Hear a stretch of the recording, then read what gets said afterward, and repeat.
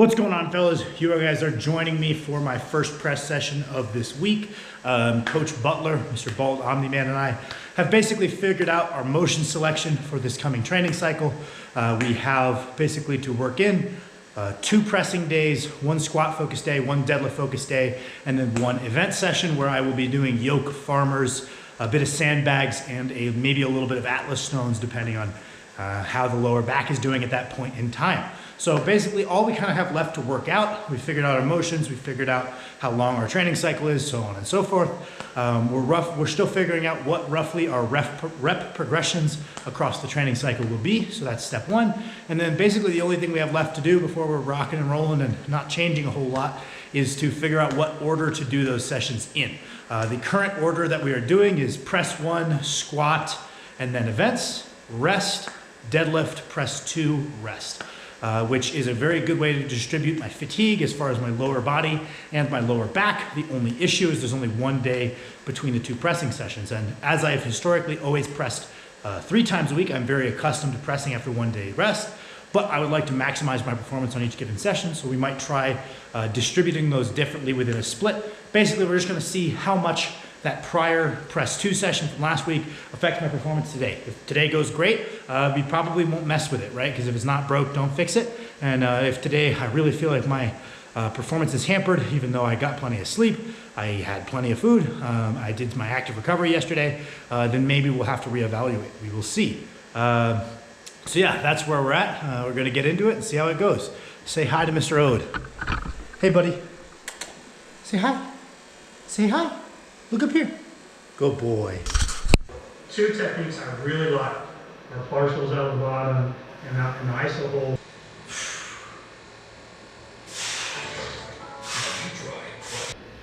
All right, so we are continuing to warm up on the bench press, and normally I would take that 185 for 15. I'd take 225 for 12, 275 for 12, but I'm already actually pretty warmed up, starting to break a sweat a little bit. Muscles kind of feel pumped already. Which is a very good sign. Usually I have to do a lot of work before I start to feel like my body's genuinely warmed up. I would theorize that this is a byproduct of being chronically just a little bit over fatigued just by trying to train at a relatively high level while having chronic insomnia. Even if my hydration is great, my nutrition is great, definitely takes quite a bit of work before I start getting a pump and feel really warm and ready for work sets. So I take that as a very good sign today. Maybe I am not that fatigued from my secondary pressing day 2 days ago. So we're gonna keep warming up and see. Normally I do 12 here. I'm gonna take 10 because I believe my working set for the day is supposed to be a top set of 10. So I usually work up in whatever my target reps are in the early block.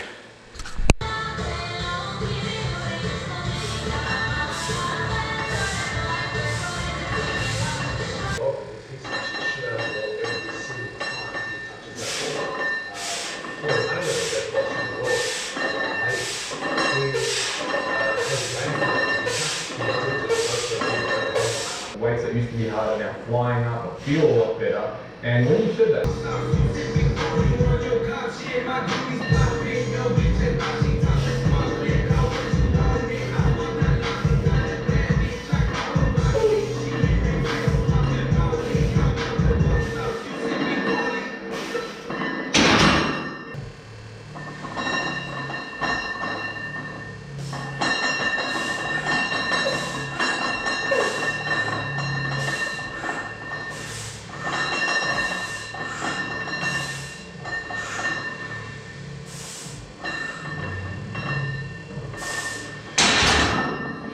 What's going on, fellas? 355 for 10 in the books, felt pretty easy. Instead of going up for another one, just to leave myself some easy progression for next week, I will hit a back down instead and just take a quick set of 10 at 3 plates just for some extra volume, as I feel I haven't really hit that threshold of as much as I can benefit from yet. I think I would put 1 set in the video. I have been doing sets of pull-ups, climbing in reps each set between each of these. To basically get done my second motion, which would be pull-ups in between my sets. I had 50 total reps. I started out with triples, worked my way up 2 sets of 8, got my 50 reps in, and we'll do 55 next session. So after this back down set, it is on to behind the neck work.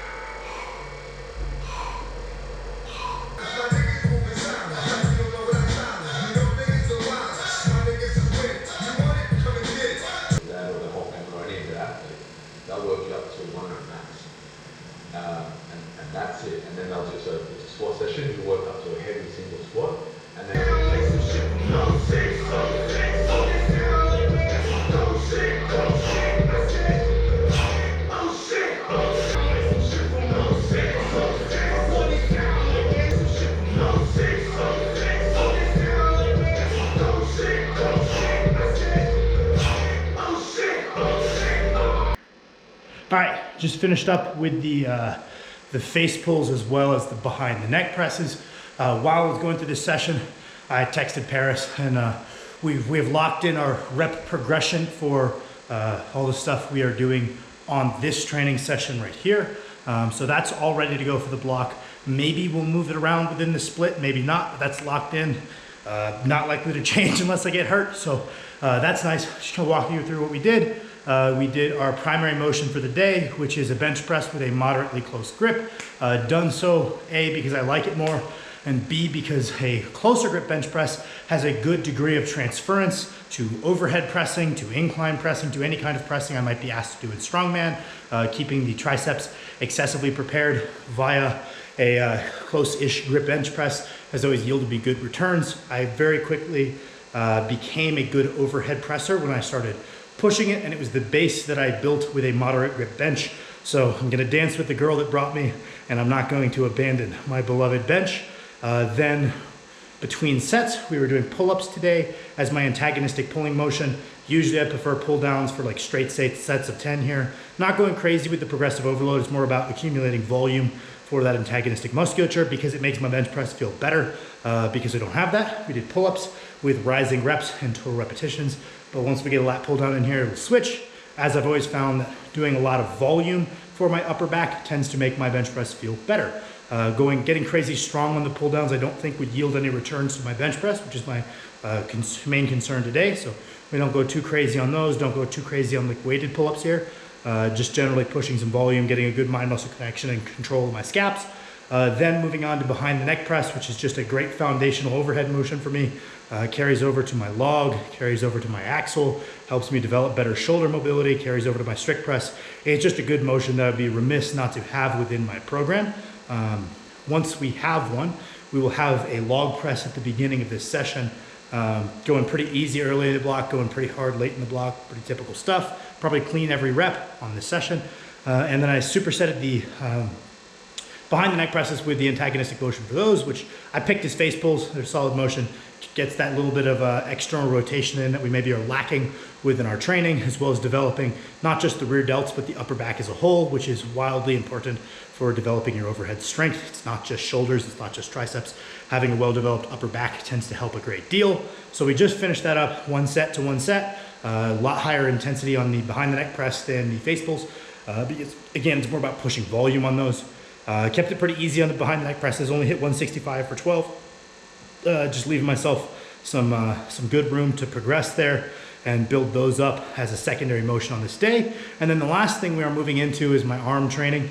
I'm a big believer that pushing volume on triceps anytime you are working on your overhead or your bench press in a session and doing so multiple times a week is very important. So with the limited equipment we have here, I'll probably be doing two motions today. First, a press down as usual, warm up the elbows and do a little bit less invasive of a motion, and then something a little bit more invasive to the elbows once we're warmed up, a little bit pre-exhausted. So today will be press downs on the band back there, get the triceps warm, hit some volume, and then we'll be moving on to some skull crushers just to get in some actual solid overload type work for the triceps. And then we'll finish up with a little bit of bicep work, trying to put in a little bit more work for my biceps to see if that decreases my propensity towards bicep tendinopathy. For those not in the know, those of us who are dorks and really like making sure we're like super accurate with our scientific phrasing when people don't really care, usually it's wiser to say tendinopathy, meaning just pain of the tendon, because we're not claiming to know that we necessarily know the cause is inflammation, which is what tendinitis means. So just saying pain of the bicep if your bicep hurts. So tendinopathy really doesn't matter. I don't know why I'm explaining this. It's super arbitrary, but if you hear someone say tendinopathy, they're just trying to be accurate when they're talking about what has historically been referred to as bicep or anything else tendinitis.